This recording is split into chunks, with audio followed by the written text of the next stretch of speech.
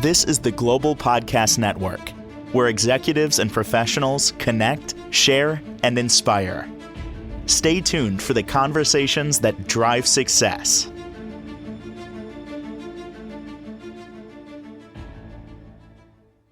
We are back with Corine Patti from Energy Wise Wellness. She is a Reiki Master, mental health therapist, and so much more. We're excited to have her back here to go a little further in depth and to talk more about the work she's doing, how she's helping so many clients. And again, excited that she's local, based out of, local Long Island, New York. And really, she does so many things to help people with their mental health and with energy healing. So first and foremost, welcome back. How are you today?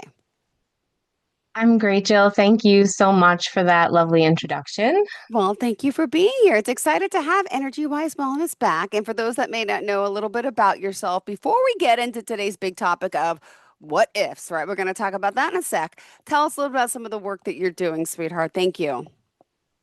Thank you. With Energy Wise Wellness, I'm a mental health therapist and a Reiki practitioner. I have some other specialties as well. I integrate the mind, body, and soul healing so we can come into energetic alignment. So I help clients on their path. I help them to create specific goals to their needs and desires in life, and we help them get there and do it in a way where they feel in sync with their own energy and with the universe. Beautifully said. Thank you so much. All right. And for today, you mentioned the what ifs, right? So exposing the chains that kind of bind us and shifting to a healthier mindset. Let's talk a little about an overview. What are we getting at here? So this is part one. It's a bit of a hefty topic. We're getting into last week we spoke about the physical. This week we're talking about and the body, and this week we're talking about the mind and the mental piece here. So with regards to, we want to think about the way we're thinking about things and if they are not healthy and shifting them to a healthier mindset. But there's a lot of layers because human beings, we have a lot of layers. We're like an onion, right? So we're going to start off with giving an example to kind of put it into context so it's more understandable. So we're going to start off with a case scenario of Sierra. So Mm-hmm. Sierra has a lot of anxiety. And she also sometimes has panic episodes as well. She notices that when she has these big panic episodes, the next day she's feeling really down and depressed. So she's kind of wavering between this anxiety and this depression. And she's in a toxic relationship with her partner. And she's also codependent emotionally and financially with this person. So she depends on this person for her own well-being. So looking to this person. So because of this, that it's a toxic relationship, this person is not treating her well. They're calling her names, they're putting her Ah, down, telling her she's worthless, all of these things, right? And this is, this hurts Sierra, but she really loves this person and she wants to be with them. And she spends so much time and energy making this relationship work that she's scared to leave. She has a lot of fears going on there. So Sierra does value her education and she knows she's a smart cookie. So she thinks about, well, maybe I could get a job and get out of this situation, at least just, try at least. So she does. She finds a job and this may be her ticket to shifting things, mm-hmm. but she has these what ifs that are driving her anxiety. So she's got the case of the what ifs, right? As I like to call it, because we hear this a lot with mental health, especially with anxiety. People start to what if and they, out of fear, and they go down this rabbit hole of what ifs. So we're going to start with the what ifs with the mental health stigma that Sierra is thinking about. So Sierra, Mm-hmm. let me also mention she has some physical health symptoms too. Her eyes Okay. been twitching for the past 2 weeks because she's been having all this anxiety as well. I'm just checking my notes to see if I missed anything. Yes. Mm-hmm. So she Go wants to ahead. move towards independence, right? So we got this mental health stigma here, right? And we're moving through it. I think the pandemic shifted a lot of the way people looked at mental health and reaching out for mental health services, which is a progression in things, but there's still a stigma. So she thinks about, maybe I'll go to therapy, right? But what if my mom finds out? What Ah, if my dad says, you need to just tough it out and figure it out? You don't need to go talk to that person. What if my brother tells me that he thinks I'm crazy? What if I am? So she starts going down, and now Sierra didn't really learn about emotional intelligence in school. It wasn't part of the curriculum, Jill. They nope. didn't really put that through. I'd say maybe nowadays people are moving more into mindfulness and yoga and things like that, but it wasn't part of her curriculum.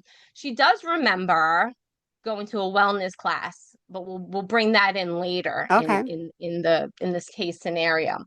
So she doesn't have a great sense of her own and others' emotions and working through them and things like that. But she's really smart, right? So she's resourceful. She could Yeah. figure these things out sometimes, right? So she has some other what ifs going on. What if I leave my partner and I'm alone for the rest of my life? Right? What if I leave my partner and I hurt my partner? And then I feel really bad as a result. I don't want to hurt them. I love them. I don't want to hurt them. You know, No. what if I lose my housing as a result and then I'm homeless? Oh gosh. What if, right? I And then hate the she's got what the what ifs ifs. about, Guilty, right, guilty. Yep. Mm-hmm. right, right. And then she's got the what ifs about the job. What if it's too good to be true? Right? What if I'm not good enough and I really can't do this job and I'm fooling myself and I have this imposter syndrome, So we can go down this line of what ifs forever and ever, amen, but we don't want to do that because that's not going to help the mental health. It's just going to keep, driving the anxiety and the panic episodes. So what's driving these what ifs, Jill? What's driving these what ifs, right? Oh my gosh, So insecurity, fear, so much. Yes. exactly, right. So a lot of insecurities and fears are driving the what ifs, fear of the unknown, the insecurity, fear, like I said before, not being good enough, right? Fear of the past repeating itself, fear, like I said before, that it's too good to be true. Mm-hmm. And so she notices this, she starts to think about all these different what ifs, and there's all these shoes that people talk about, right? So she's worried that the other shoe was going to drop. I don't know when she threw these shoes Uh-huh. up there, Jill, I don't but know. it's I don't know. falling Yep. down, right? And she's either dodging them or trying to catch them or whatever it is, right? Exactly. So Yep. yes, yeah, because we hear this so much. This is part of our culture that we have these different kinds of phrases that we say. So we're going to hear it throughout, permeate throughout. So thinking about our fears are going to trigger the survival response. It's going to trigger the fight, flight, freeze, or fawn, right? So that's going to be our sympathetic nervous system. So what happens when that trigger response, when you get triggered and your survival response goes off? What might be some of the symptoms, Joe? I'm running. I'm scared. I'm fearful. I'm like Yeah. triggering nervous anxiety Right. mess. Yeah. Right. Your thoughts are doing all these Yeah. things, it sounds like, right? Maybe your heart is beating really fast, your palms are sweating, your body is actually preparing you Mm-hmm. from some type of perceived threat that's happening out there. Remember, we talked about that angry lion that wants to get you. So we have to get out of there. That's survival mode. That's our instincts to do that, right? So that's a sympathetic nervous system, increased heart rate, pupils dilate, rapid breathing, digestion slows, and you start sweating and the blood flows kind of to your extremities so you can get out of there, Yeah. right?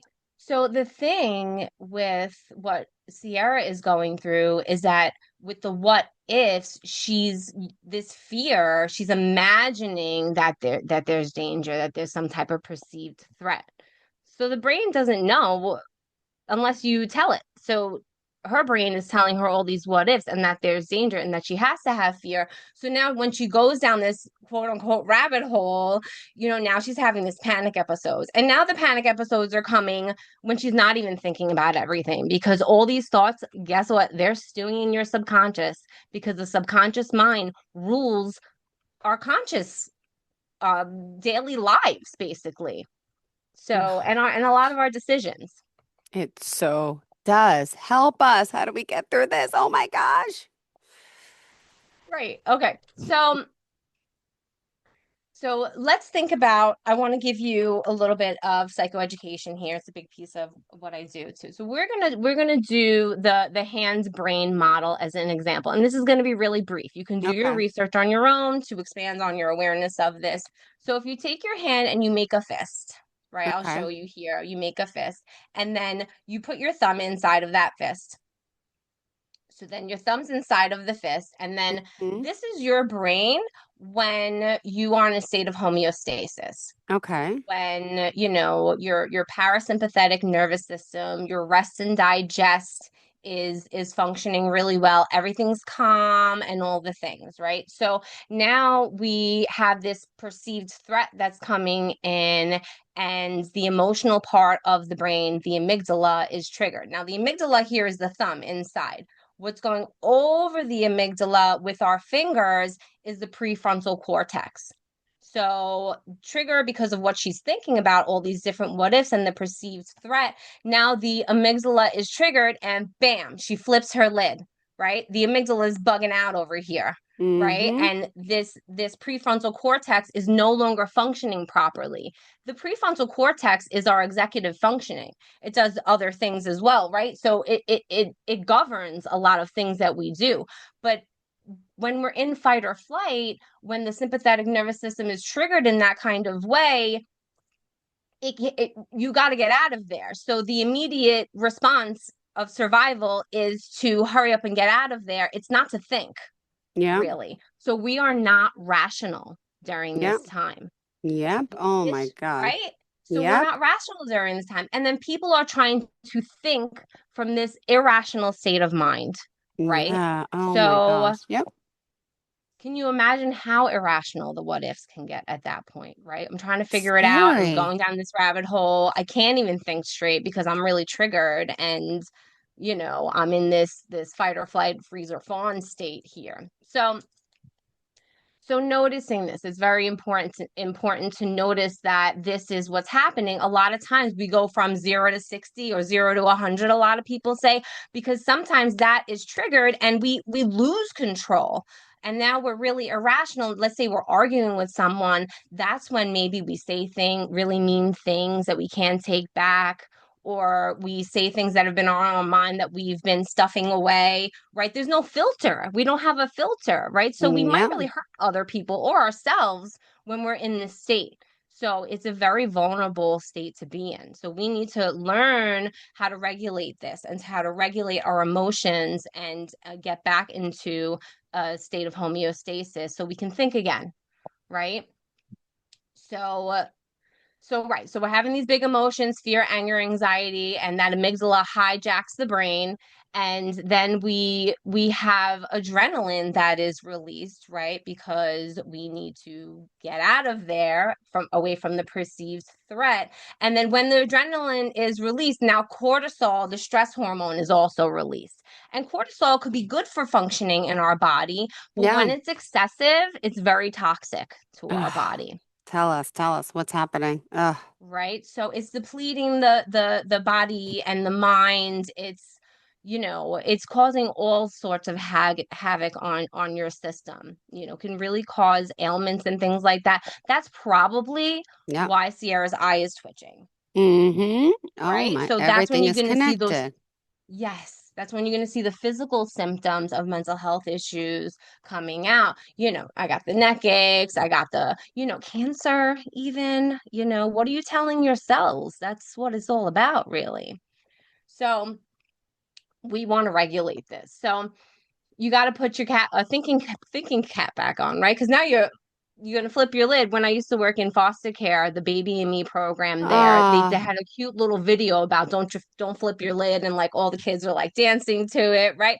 Telling all the parents, don't flip your lid, right? So we want to put our thinking caps back on so we can think rationally and make wise decisions that are going to be healthy and good for us and for others as well, right? But we have to notice what's going on there in order for that to happen. got So, it.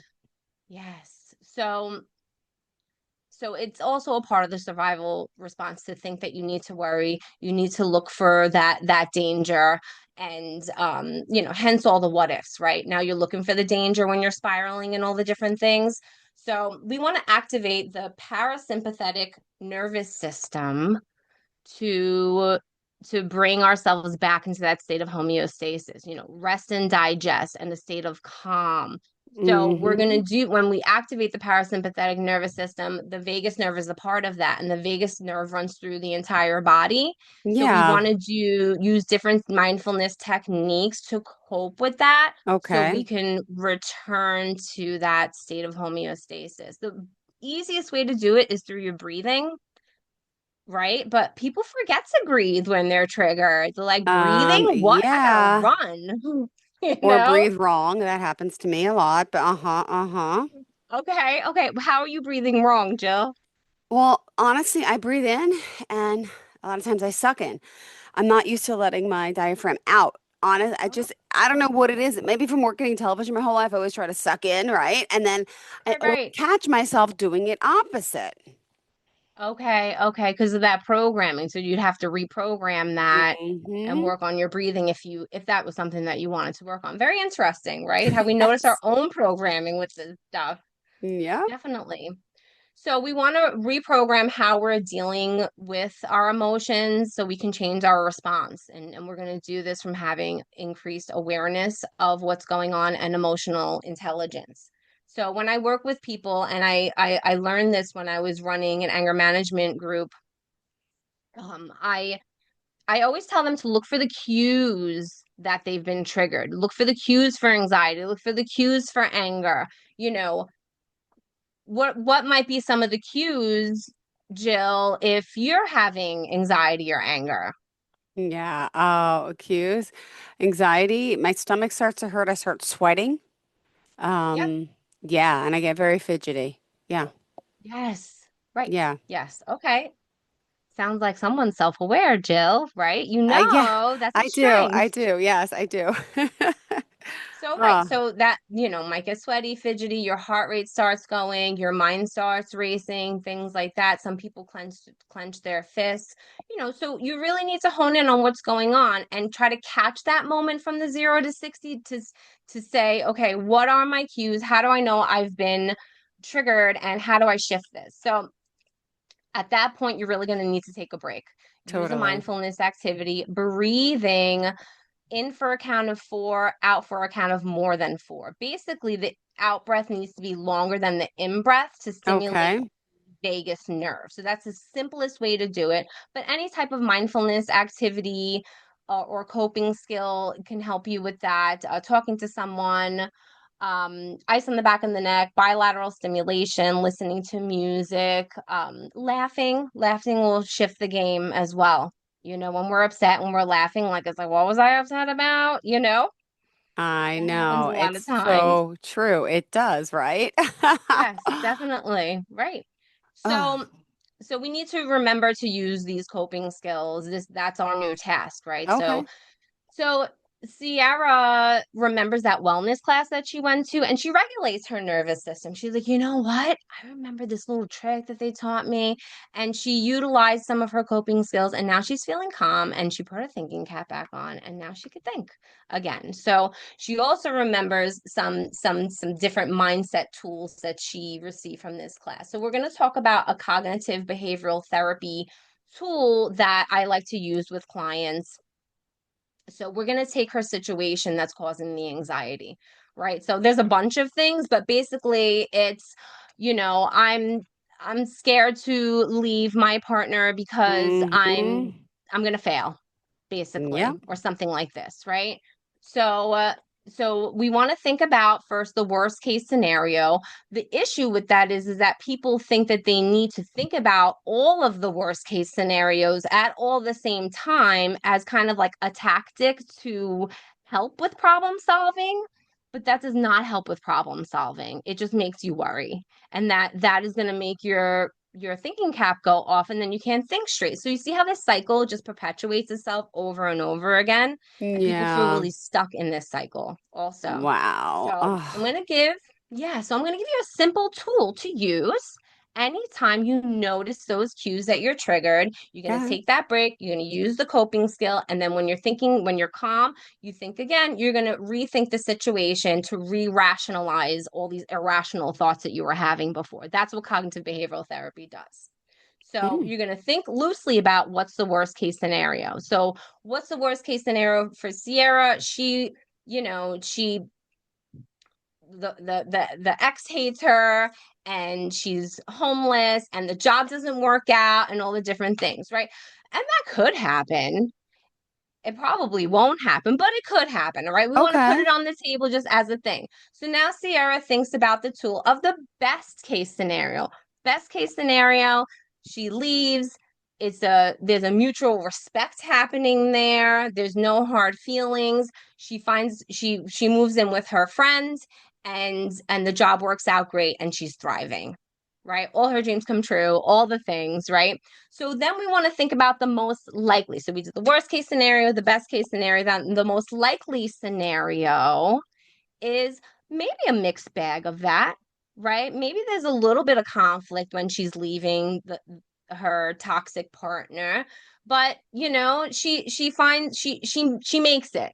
She finds the apartment, the job works out. Maybe there's a couple of bumps in the road, but that is part of life as well, It sure right? is, So right? so now she has her most likely scenario. That is your rational thought. So the worst case scenario is going to be your irrational thoughts. And then the most likely scenario is going to be your rational thought. But we do want to think about the best case scenario as well, because it's going to help to bring the balance to the thoughts and things. And we want to give some space for the best case scenario to happen, obviously. Right? So true. Yeah. Absolutely. Wow, you are so insightful. By the way, if you are just tuning in, we are on with Corine Patti. She's on a roll today with her energy healing as a mental health therapist. And we got to get over these what ifs, right? We got to just go into it, dive into it. But sometimes we need the help and the guidance from someone like yourself, whether maybe it's a PTSD situation, trauma, depression, anxiety, substance abuse. These are all things that I know you're helping people with mental health therapy, and just want to commend you on that. All right, a few more minutes left. You got 3 minutes. Go I ahead. appreciate I appreciate that. Okay. Okay. So now Sierra is able to, instead of leaning into fear-based thoughts, she's leaning into love-based thoughts. Sierra is believing in herself. What if I believe in myself? Could you imagine if you did? Yeah, Right? So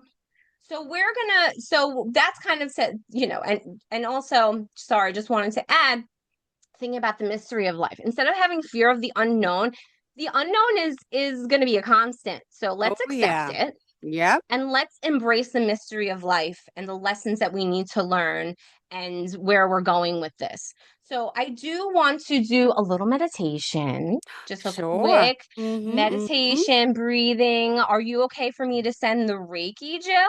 Absolutely. Thank you. You have Okay. permission. I appreciate that. Thank Okay. you. Thank you. Okay, great. So it's just going to be very brief. We're going to do that in for a count of four, and then we're going to make the out breath longer than the in breath there. So, and I'll send you some Reiki symbols and all the things. All right. So I close my eyes when I do this. You can have a soft gaze or close your Mm-hmm. eyes. Just a little bell.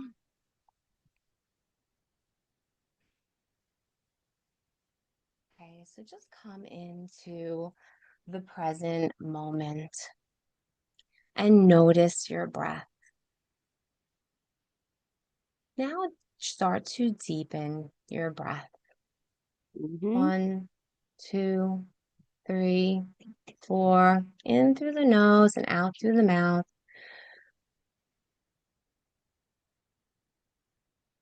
Couple more breaths like this, in through the nose, out through the mouth.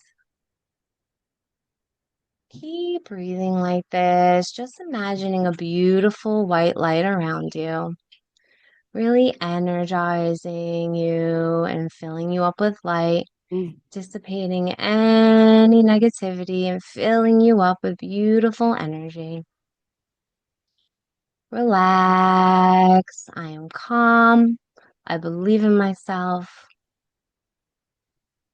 I'm moving to new heights in my life. Calling upon the higher powers to cleanse and protect your energy and smoothing everything Mhm. over. Mm. Coming back. Namaste. Hey, thank you. You're Beautiful. Thank you so welcome. much, Corine. Yes, you're All right. Tell us how welcome. we can contact you, sweetheart. Thank you so much. Yes, you're welcome.